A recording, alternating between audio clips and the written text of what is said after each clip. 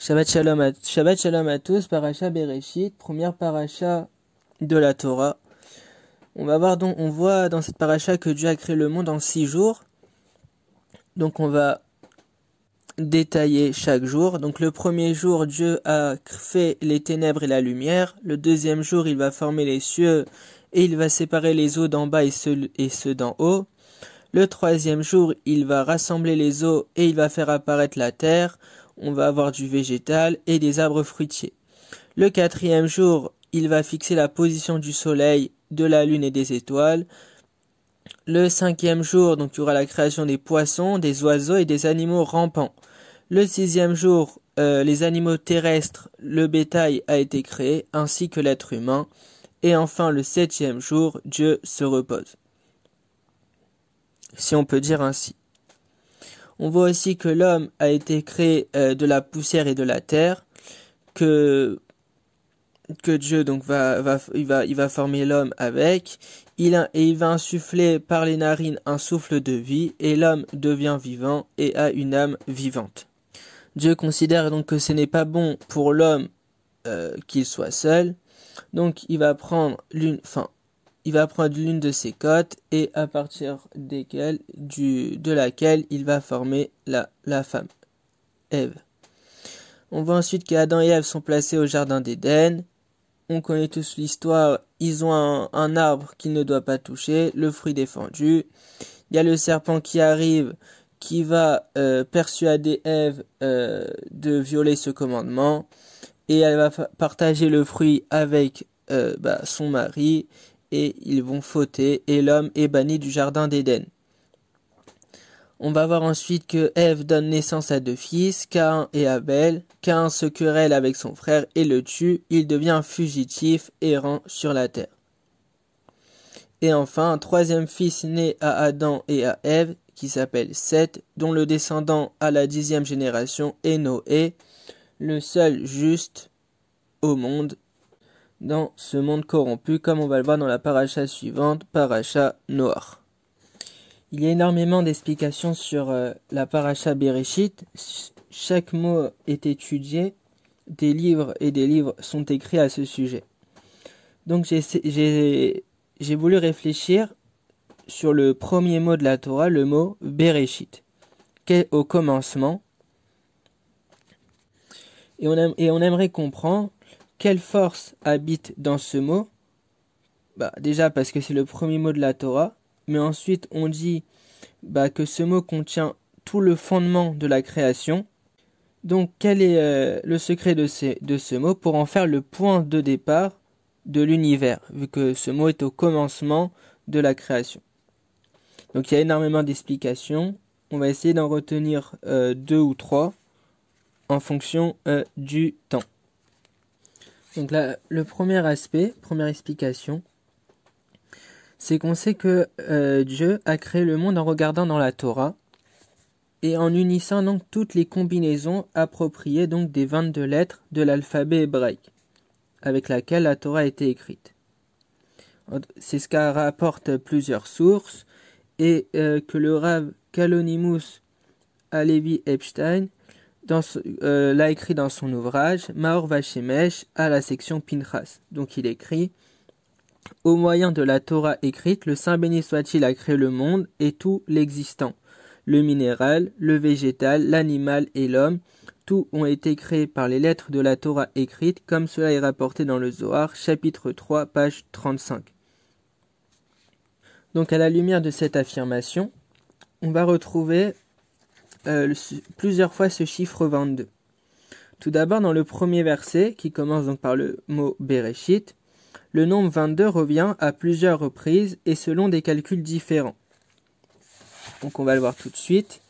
Par exemple, la somme des initiales, c'est-à-dire les rachetevot des 7 noms du verset, est égale à 22.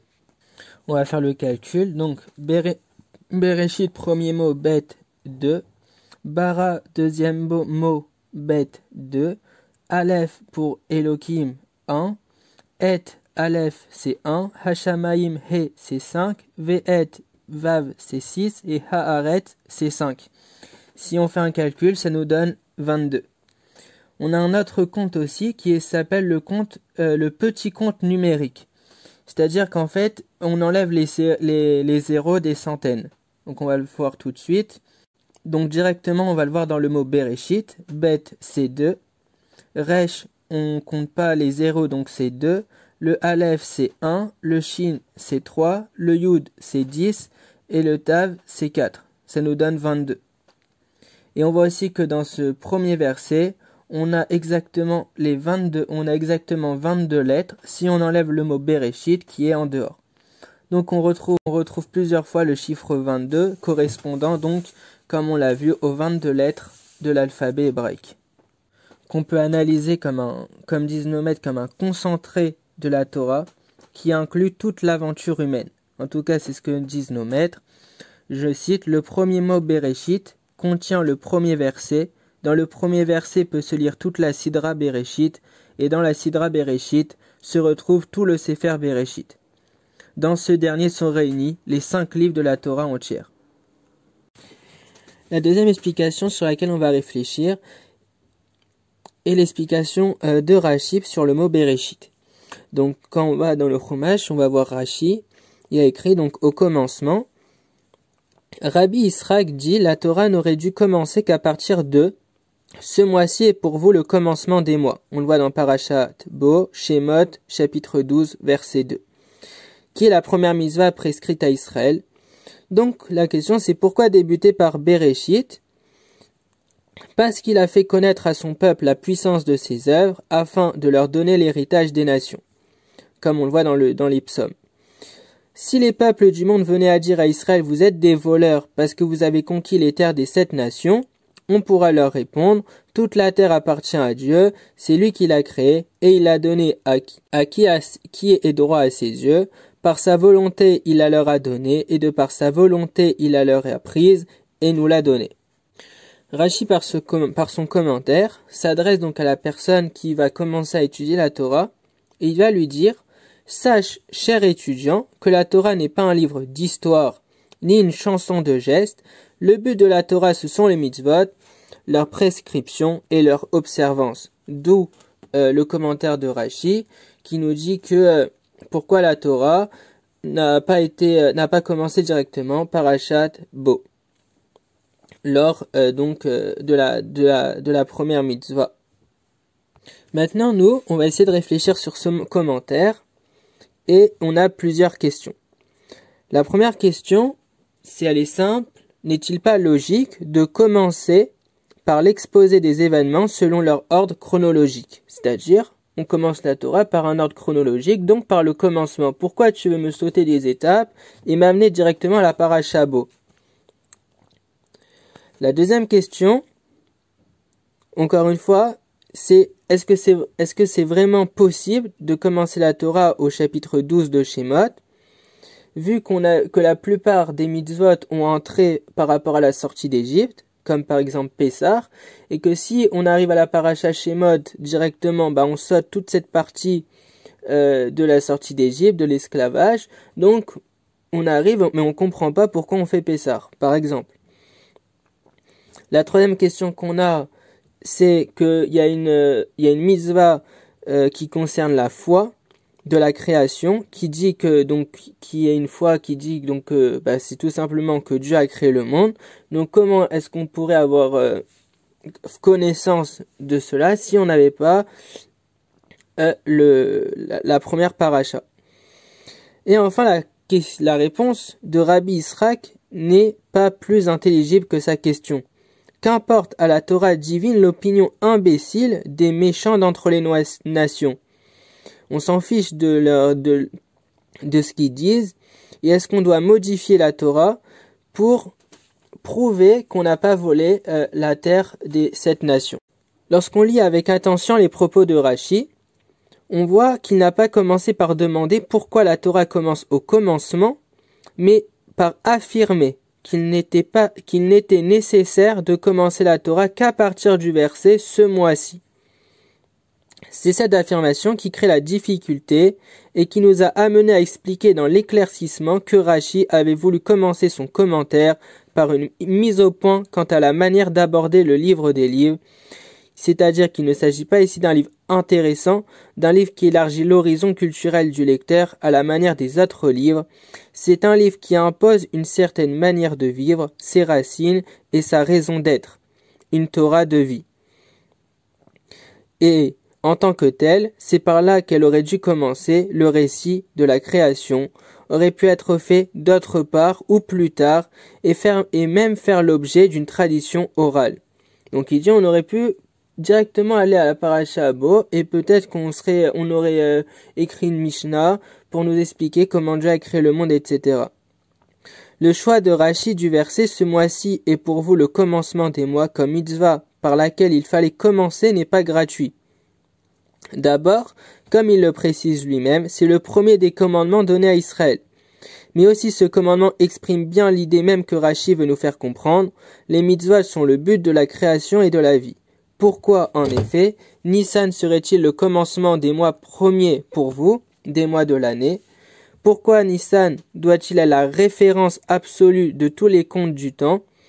Pourquoi? Parce que c'est tout simplement à Nissan que Israël a reçu la première des mitzvot et la sainteté des mitzvot, afin donc d'accomplir la volonté de Dieu. Le commentaire de Nachmanide permet de mieux comprendre celui de Rashi. Il considère en effet que la question ne porte pas seulement sur le récit de la création, mais sur l'ensemble de l'histoire de l'humanité jusqu'à la révélation du Sinaï. La réponse porte donc du même coup, elle aussi sur cette période tout entière. Elle prouve qu'Hachem dirige le monde et veille sur ses créatures, qu'il rétribue ceux qui marchent avec droiture et châtie les rebelles qui ne suivent que leur instinct. C'est la providence qui donne un héritage aux nations en guise de rétribution et qui les en chasse à titre de punition. La réponse de Rashi semble donc affirmer que la question comme telle est erronée. Elle supposerait que le récit de la création et de l'histoire de l'humanité concernerait des événements appartenant à un passé révolu et qui n'auraient plus aucun intérêt. Qu'importe tout cela, dirait ce récit, ce qui importe ce sont les mitzvot. À cela Rashi répond, tu n'as pas compris l'intention des versets. Au commencement Dieu créa. Ne signifie pas que jadis, il y a très longtemps, Dieu a créé le monde, acte unique et sans second, et par conséquent totalement passé. La création est un acte continu, il a certes un commencement, mais il se poursuit à travers toute la durée de l'histoire. Elle n'a pas seulement fait apparaître le monde à l'existence, elle en maintient l'existence qui donc en dépend. Nous rappelons ce principe chaque matin lors de la prière, comme on dit, qui renouvelle dans sa bonté chaque jour l'œuvre du commencement. L'œuvre du commencement se renouvelle donc chaque jour et l'acte créateur n'a pas cessé depuis les origines. Maintenant, comment l'homme peut-il reconnaître son intervention incessante, le fait que le monde est en continuel maintien? La réponse à cette question, c'est Israël et la terre d'Israël. Si nous considérons l'état du peuple Israël, nous pouvons constater objectivement l'intervention de la providence. Ce n'est qu'ainsi que nous pourrons comprendre comment le peuple d'Israël, le moindre d'entre les peuples, est parvenu à reprendre la terre d'Israël, au peuple puissant qui la détenait, et à s'y maintenir de nombreuses années. Ce n'est que parce qu'il est un créateur du monde qui en est aussi la providence et que les lois habituelles de la nature ne l'arrêtent pas.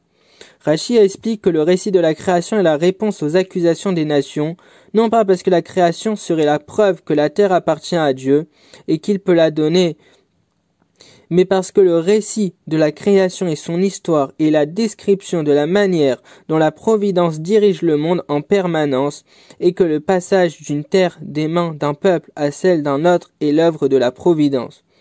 Maintenant que nous connaissons le sens profond du récit de la création, la question du commencement de la Torah ne se pose plus, car la foi dans la providence et dans la rétribution du juste et du châtiment des méchants est elle-même le fondement de notre soumission aux mitzvot. Chazak Ubaruch et Shabbat Shalom.